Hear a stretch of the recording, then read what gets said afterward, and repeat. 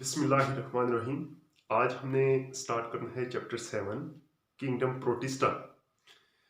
इससे पहले जो हमने पढ़ा था प्रोकैरियोट के बारे में कि जो प्रोकैरियोटिक सेल वाले हैं ऑर्गेनिज्म उन्हें हमने मोनेरा में शामिल किया था। आज हम क्लासिफिकेशन का एक नया किंगडम स्टार्ट करेंगे, उसे कहते हैं प्रोटिस्टा। सबसे पहले उसकी हिस्ट्री देखेंगे कि क्या ज़रूरत पेश आई इस किंगडम को बनाने की, इंक्लूड करने की, और इसके अंदर कौन कौन से एनिमल्स शामिल हैं। तो सबसे पहले किंगडम प्रोटिस्टा।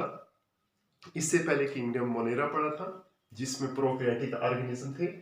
इसमें जितने भी ऑर्गेनिज्म होंगे उनकी एक कैरेक्टरिस्टिक्स है, ये सारे यूकैरियोटिक होते हैं।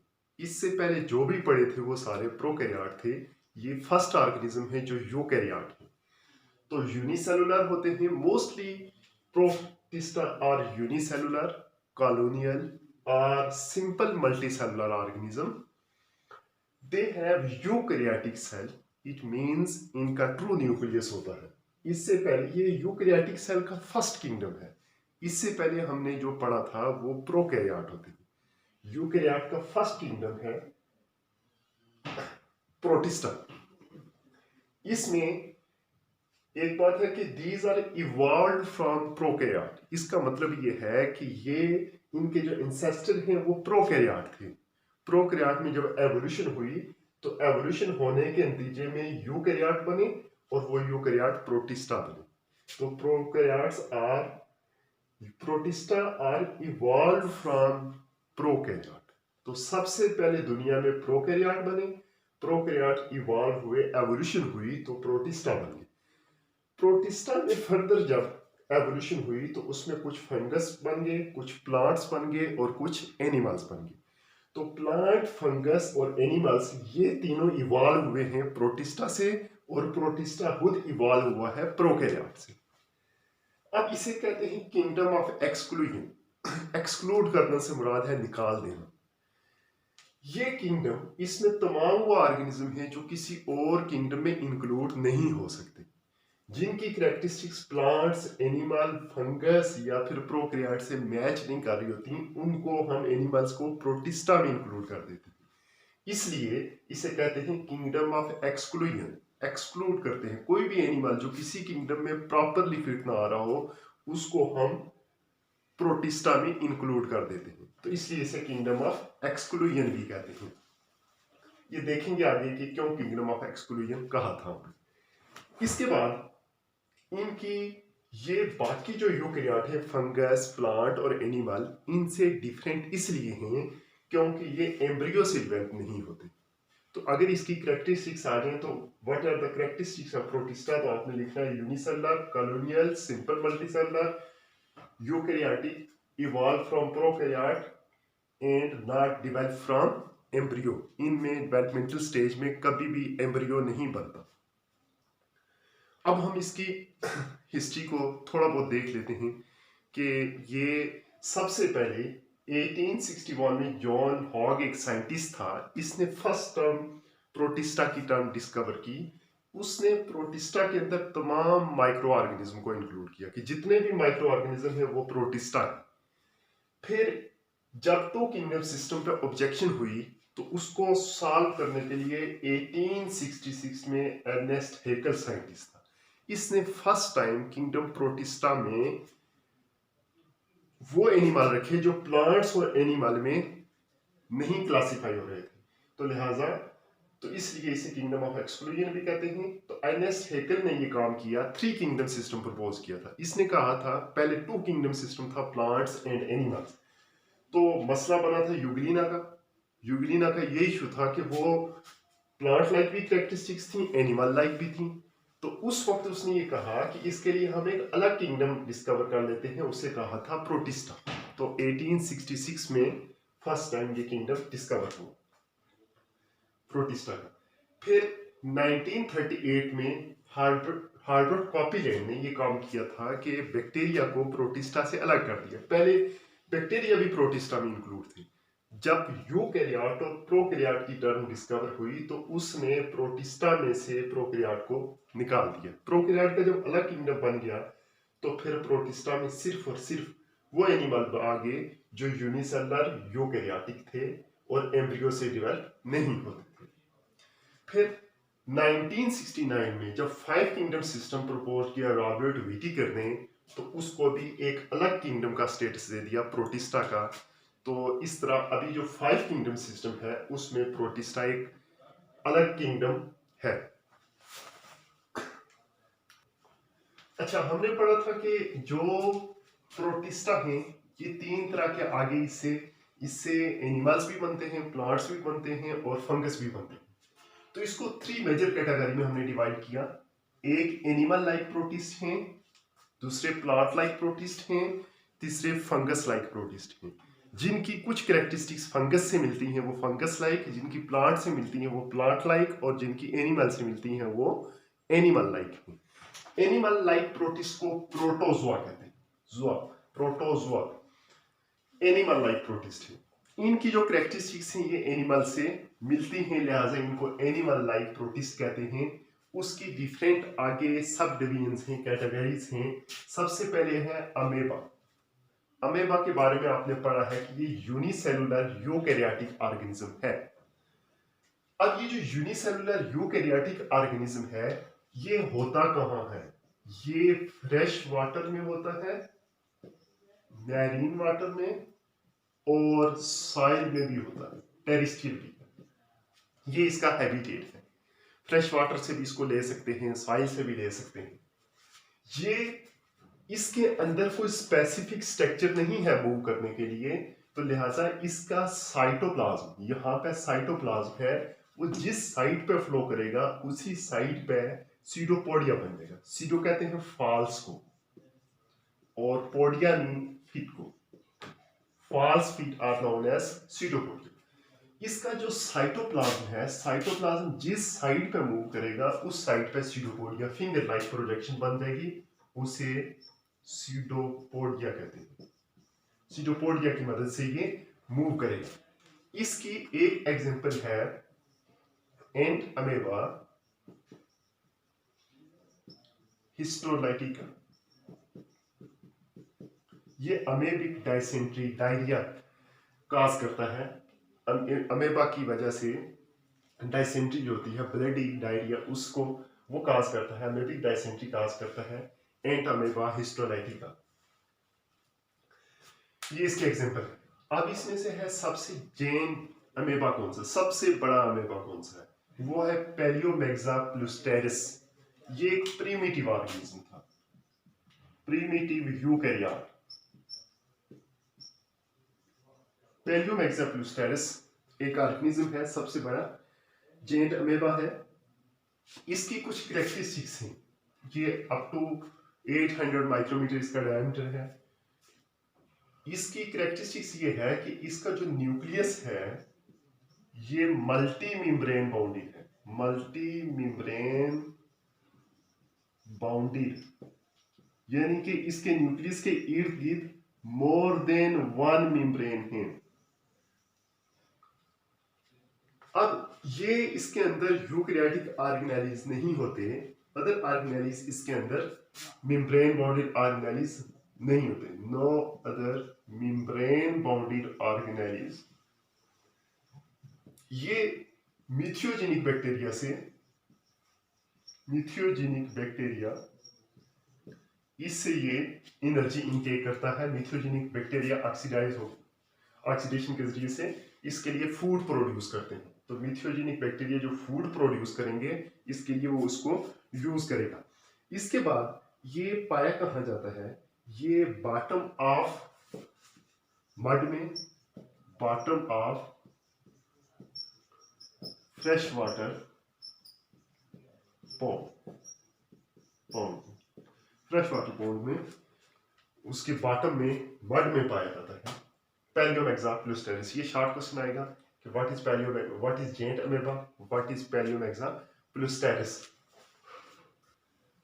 अमेबा के बाद जो नेक्स्ट ऑर्गेनिज्म है ज़ूफ्लैजिलेट। इसके नाम से जाहिर है, zoo mean animal, flagellate animal like है, और फ्लैजिलेट मीन फ्लैजिला। ज़ूफ्लैजिलेट वो प्रोटिस्टा हैं जिनका फ्लैजिला होता है।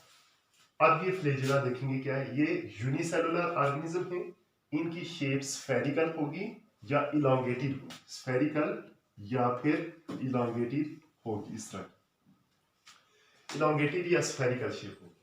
इसको जूफ्लैजिलेट इसलिए कहते हैं कि one or more whip like flagella, इसका एक या एक से ज्यादा फ्लैजेला होगा।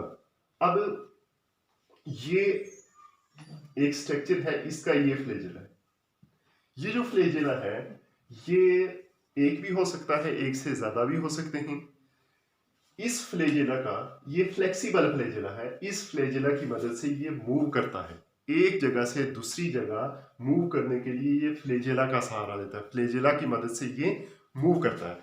अब ये जो फ्लैजेला है इसकी वजह से लैशिंग मूवमेंट होती है, इसकी अपनी बॉडी को किसी भी स्ट्रक्चर के साथ, फ्लैजेला को किसी भी स्ट्रक्चर के साथ अटैच करके ये फॉरवर्ड मूवमेंट करता है। अब इसमें मोड ऑफ न्यूट्रिशन क्या है, ये चूंकि एनिमल लाइक है तो ये हेटेरोट्रॉफ है, ये इंजेस्ट करता है फूड फ्रॉम लिविंग और डेड ऑर्गेनिज्म, जो भी फ्रेश वाटर में या मैरीन वाटर में होंगे उसको ये इंजेस्ट करेगा।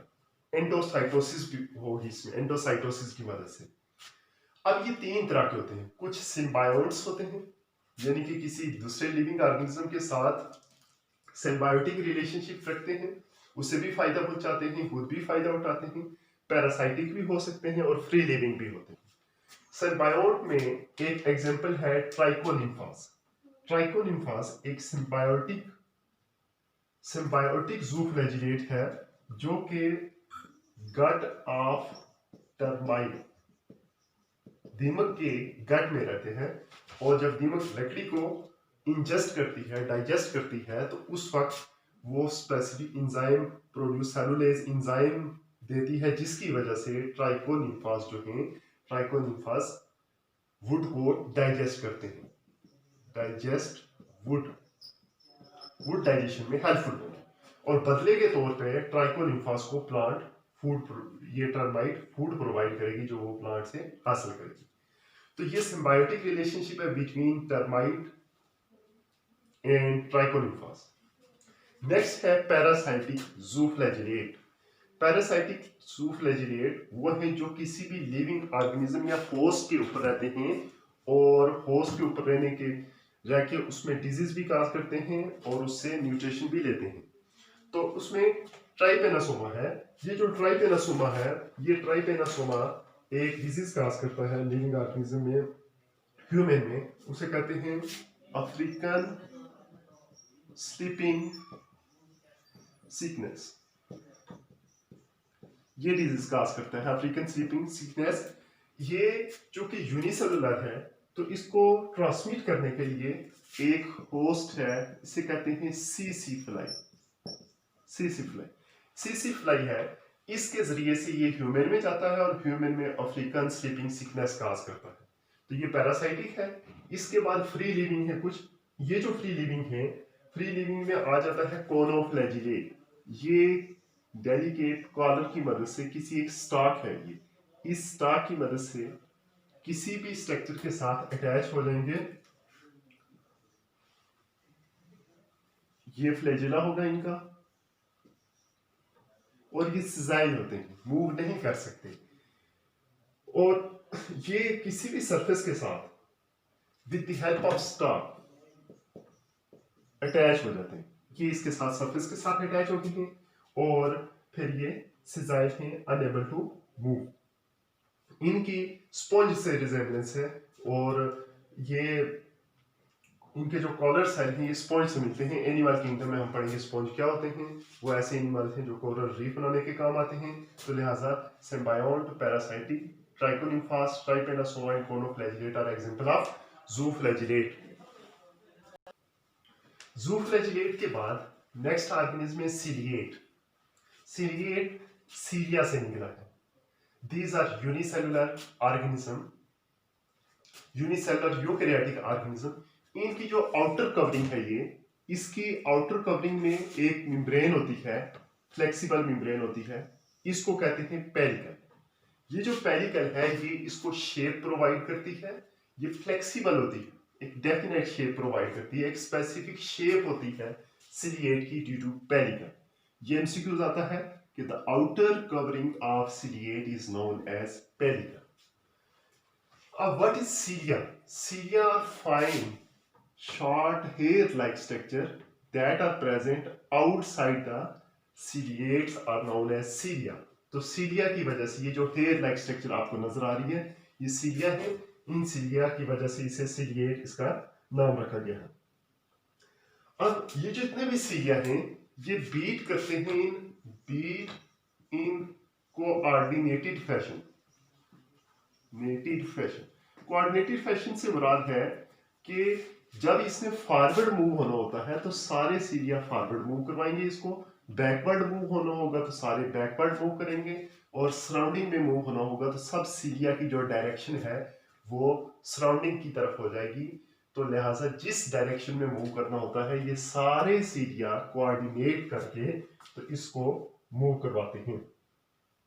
अब कुछ ऐसे सीरिया हैं सिसाइल होते हैं, इसका मतलब है कि non motile, unable to move, और ये रॉक्स के साथ अटैच होते हैं।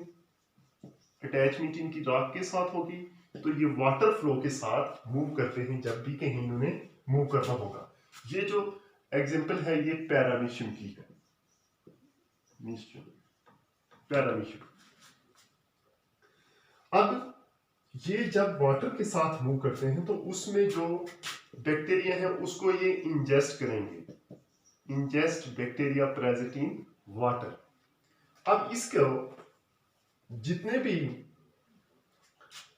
इनके अंदर एक होता है वैक्यूल। ये जो वैक्यूल है वो वैक्यूल बेसिकली वाटर रेगुलेशन करता है, वाटर रेगुलेशन। जब इसके अंदर वाटर बहुत ज्यादा हो जाए तो वैक्यूल के अंदर स्टोर हो जाता है, फिर ये एक्सोसाइटोसिस की मदद से वाटर रिमूव कर देते हैं, और जब इसने वाटर स्टोर करना हो या फूड स्टोर करनी हो तो वैक्यूल के अंदर स्टोर हो जाता है। अब इसके दो तरह के न्यूक्लियस हैं, एक को कहते हैं माइक्रो न्यूक्लियाई। ये डिफरेंस आता है व्हाट इज माइक्रो न्यूक्लियाई और मैक्रो न्यूक्लियाई। मैक्रो और माइक्रो न्यूक्लियाई, ये जो माइक्रो न्यूक्लियाई हैं ये डिप्लाइड होते हैं। डिप्लाइड से मुराद है कि इसके जो क्रोमोसोम होंगे वो पेयरिंग की फॉर्म में होंगे। Homologous chromosome, two homologous chromosome pair की फॉर्म में होंगे तो उसे डिप्लाइड कहते हैं। अब जो मैक्रो है, मैक्रो मीन लार्ज, ये होते हैं पॉलीपोलाइड। पॉलीपोलाइड से मुराद है कि दो से ज्यादा क्रोमोसोम एक ग्रुप की फॉर्म में इकट्ठे हों उसे कहते हैं पॉलीपोलाइड। तो बेसिक डिफरेंस ये है कि माइक्रोन्यूक्लियाई स्मॉल साइज है, ये स्मॉल साइज डिप्लाइड है, जबकि मैक्रोन्यूक्लियाई लार्ज साइज पॉलीपोलाइड। अब इनके फंक्शन में भी डिफरेंस है। फंक्शन में डिफरेंस ये है कि माइक्रोन्यूक्लियाई जो है ये सेक्सुअल प्रोसेस में हेल्पफुल है, जबकि जो मैक्रोन्यूक्लियाई है, मैक्रोन्यूक्लियाई मेटाबॉलिज्म और ग्रोथ को कंट्रोल करता है। तो ये शॉर्ट क्वेश्चन आता है what is difference between micronuclei and macronuclei. अब इसमें बहुत से ऐसे भी हैं सिलिएट जिनमें कंजुगेशन होती है। कंजुगेशन हम पढ़ चुके हैं कि दो ऑर्गेनिज्म या सिलिएट आपस में जेनेटिक मटेरियल एक्सचेंज करते हैं तो उसे कहते हैं कंजुगेशन। तो कंजुगेशन भी करते हैं, उसमें आपस में इकट्ठे होते हैं दो सिलिएट और जेनेटिक मटेरियल एक्सचेंज करेंगे, उस प्रोसेस को कंजुगेशन कहते हैं। तो आज हमने एनिमल लाइक प्रोटिस्ट में अमेबा, ज़ूफ्लैजिलेट और सिलिएट ये 3 टॉपिक्स पढ़े हैं। ये शॉर्ट क्वेश्चन के लिहाज से इंपॉर्टेंट है और एमसीक्यूज के लिहाज से इंपॉर्टेंट है। अल्लाह हाफिज।